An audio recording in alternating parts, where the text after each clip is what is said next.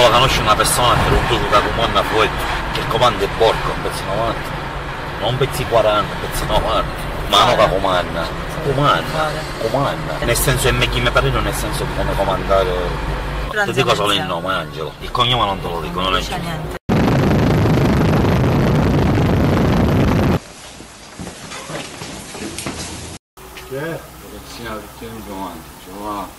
Cioè tu fai cosa leggi, ma come non ti avrai sta ammazza?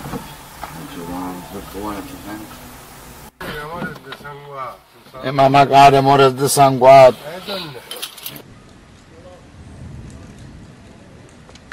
Ho capito che stiamo con uno Giovanni da Rama, quindi mi dico, ma non fare, poi mi assicutavano, ma come fa? Io non scappavo, correvo, vedevo Bostello, i giochi coteggiati nei cazzo, nei mani. Ora vediamo un po', no, se sono affogata la macchina, parliamo, se sono affogata la macchina, ma domani la macchina lì.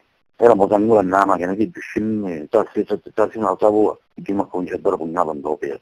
Io mi parlavo, chi mano, chi faccia, la proprio qui per scappare. Anche Marcello. No, sì. O Giovanni.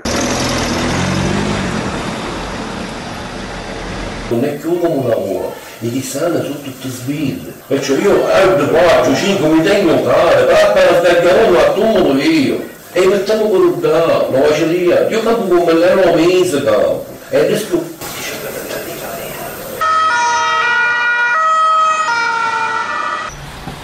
Basta che ne frega caccia poi, io so ci sono viste sbirre, qui dopo viste sbirre in giro, Che a capo se mi picchiano molto con te, ma e allora? E dopo questa cosa dice che ci bocca una festa. Tu mi devi fare vedere un certificato dove a testa che la serata non si può più. Io le dire si può cantare non capisci.